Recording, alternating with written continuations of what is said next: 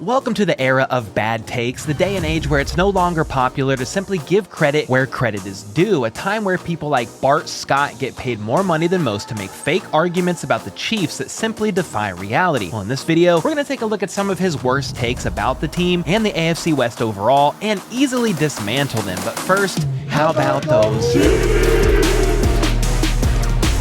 Bart Scott is a man who is constantly letting feces spew out of his little overpaid flapper, and for those of you who do not know who he is, this man is a former linebacker who played in the NFL for 11 years and is now a talking head on ESPN who refuses to acknowledge greatness and does what he can to prove that 11 seasons in the NFL means absolutely nothing, because he pretty much has no clue what he's talking about roughly 80% of the time, maybe more. I'm trying to be generous here. For example, last year, this man didn't even have Mahomes on his top 5 QB list. Yeah, you heard that right. But guess who he did have on there? Dak Prescott. As well as people that make more sense. Lamar Jackson. I don't know if that makes sense, but Tom Brady, Aaron Rodgers, Josh Allen. But Dak Prescott? Oh, Bart, how much do you get paid to say stupid things like that, you delusional man? Next up in this take, when the Chiefs were 2-3 last year and beginning to struggle, Bart says that this is the first time Mahomes has had to overcome adversity since coming into the NFL. You know, Mahomes came into a perfect situation. He came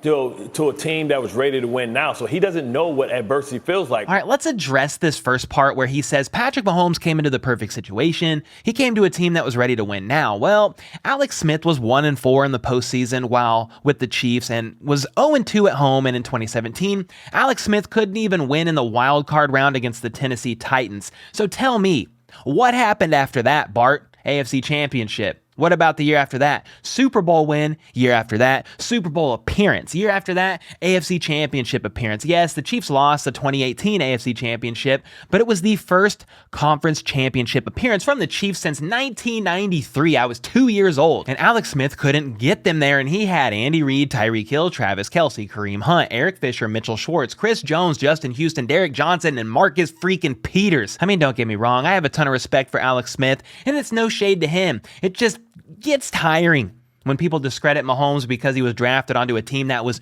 ready to win now, yet couldn't truly win now until Mahomes was drafted to play there. And to further prove a point here, you mean to tell me that if Mahomes was drafted by the Raiders in 2017 instead of the Chiefs, a culture that might have not been ready to win now, you mean to tell me that the Raiders would still have 0 playoff wins? I do not believe that for 1 second, and neither do any of you watching. So miss me with the bullcrap about Mahomes being drafted into a perfect situation when the QB before him was an above average QB and still couldn't get the job done. Of course, the Chiefs had a good foundation when Mahomes arrived, but it was his play that elevated the team to the next level and helped them go from 1-4 in the postseason since Andy Reid's arrival to 8-7. That's right, because Mahomes is 8-3 in the postseason, with his 3 losses being 2 in the AFC Championship game and then 1 in the Super Bowl. So enough discrediting Mahomes for that. You're done. Bart Scott then says Mahomes doesn't know what adversity feels like. Look, man, it's not Mahomes' fault that he's just that good. It takes his team deep into the postseason every freaking year, but to say he doesn't know what adversity feels like when he's 12-9 in games when they are down at least 10 points, 10 or more points, it's completely idiotic. No other QB with 5+ double-digit deficits has a 500 record, and all the other QBs in the Super Bowl era when trailing by 10 or more have a .155 win percentage. So he knows what adversity is like. He just normally is able to overcome said adversity and makes it look easy while doing so. Moving on though, Bart then says something very interesting about Davante Adams and why he left the Packers to join the Raiders. Tyreek Hill just went to Miami. He just left Aaron Rodgers because he got his Super Bowl. Because he got his Super Bowl, so now you can go chase the money. See, but Davante Adams doesn't have the Super Bowl. He's trying to add a pelt to his belt. That's what that's all about. Why do you even bother to open your mouth other than to breathe air in order to stay alive, you thoughtless AI bot from Elon Musk's basement? Davante Adams went to the Raiders to win a Super Bowl ring? Huh? Derek Carr has never even won a playoff game. I get it. He didn't know how much longer Aaron Rodgers is going to be there and didn't want to play with Jordan Love moving forward. I don't blame him. But bro, he took a pay cut to go from a Hall of Fame QB to a Hall of Shame QB in Derek Carr. They are 2-5 and more than likely will completely miss the playoffs. And I can't forget what he said, talking about Bart Scott now, when Russell Wilson was traded to the Broncos. Oh, this is a good one. How good is Russell Wilson and how good does he make Denver? I mean, he makes them an instant Super Bowl contender. I think arguably he's going to push Kansas City for the division. Oh, really? An instant Super Bowl contender who's going to push Kansas City for the division?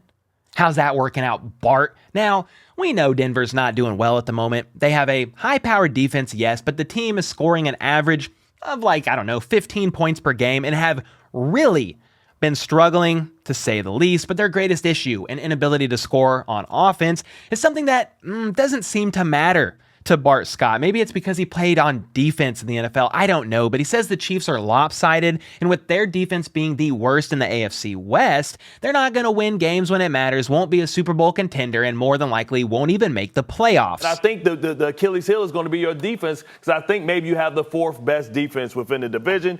It could be a reset year where you guys miss the playoffs. Yeah, but I said that I don't believe that the Chiefs are going to make the playoffs. I said it to McCole Harmon. Listen, you can't be one-sided. Within their division, they're the only team that is front-loaded on the offensive side of the ball. Do the Chiefs have the team to make it back to the Super Bowl? No, they don't. But I think this is a hard reset for them this year because they understood that they had so many players at the top of the market that they're going to have to get better for the future. Wow. So, okay, the Chiefs' defense is not as good as Denver's, not as good as the Raiders. Actually, it might be now. Isn't as good as the Chargers, but the Chargers are charging. Injuries are freaking everywhere. Fire your doctors, your medical staff, all those guys. The Broncos can't score on offense unless Russell Wilson does high knees on an overseas airplane ride. The Raiders just got shut out 24-0 against the New Orleans Saints, and they're 2-5. Meanwhile, the Chiefs are in the top category on almost every offensive statistic and are scoring an average of 31 or so points per game and are once again at the top of the AFC West. Surprise, surprise. And then, yes, we're still going. Recently, when the Chiefs traded for wide receiver Toney from the Giants,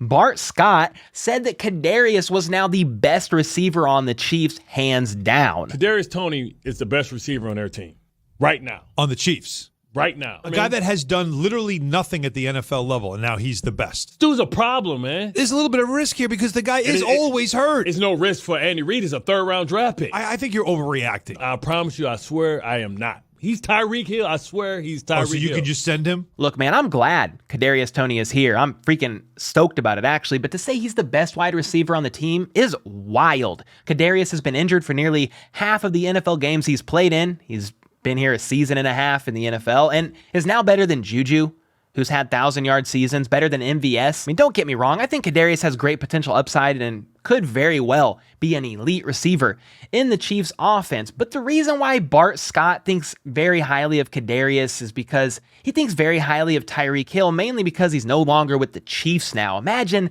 that. He's saying Tyreek Hill is more impressive this season with the Dolphins than Mahomes has been with the Chiefs and his brand new receiving core. You're right. It's not close because it's Tyreek Hill. I understand that they're behind right now within the division, but we expect with Chubb that they're going to be a Super Bowl contender. When you have Patrick Mahomes in the environment that he's already in, they're always a Super Bowl contender. So you talk about Tyreek Hill has elevated. He has elevated. Billy Bob, how can you say that? I know what I said early in the year. Yeah. Hold on. I know what I said early in the year. Gotcha, bud. He's out there trying to downplay the fact that the Chiefs are doing so well after saying they weren't even going to make the playoffs. Do the Chiefs have the team to make it back to the Super Bowl? No, they don't. But I think this is a hard reset for them this year because they understood that they had so many players at the top of the market that they're going to have to get better for the future. So what I'm saying is when you think about the rise and the ascension of the Dolphins, it's greater than the ascension and the rise of the Kansas City Chiefs. We knew the Chiefs would be somewhere around there, right? No, you did not know that, Bart. Not at all, you little dweeb. You said they wouldn't make the playoffs. Anyway,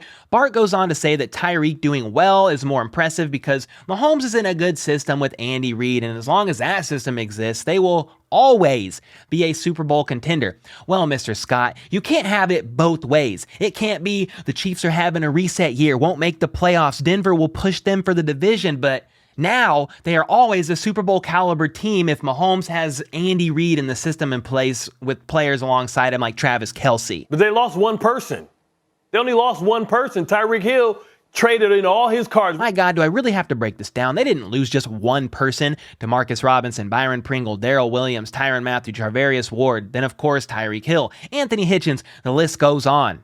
A lot of people left, so don't do that. You make it easy, so easy to dismantle your poorly constructed takes, man, and he knows it. Bart knows that his takes suck, but he will do whatever it takes to make his money over there at ESPN, which I believe stands for every stupid person nowadays. But you want to know how I know that he knows His takes suck because he admits it at the end here. But, listen, I can't push back too bad on what Mahomes is doing because I did have them, not even making the playoffs, which seems a little foolish, but I've done that before. Oh, yeah, you've done it before. You've done that this entire video. And to be clear, Bart, there isn't much you can push back on about Mahomes. He leads the league in passing TDs. Their offense leads the league in points per game, third down conversions, TD percentage in the red zone, and the list goes on. That's without Tyreek Hill, who was going to take a step back. I thought this was a reset year, man. This is a whole new receiving core, and he's still making it happen. What are your thoughts on Bart Scott? Is he worse than Skip Bayless or maybe a close second? And also, why on earth do these guys get paid so much money to make such horrible takes that don't hold up under any bit of scrutiny? Let me know your thoughts in the comments down below. And until next time, let's go. Let's freaking go. How about those?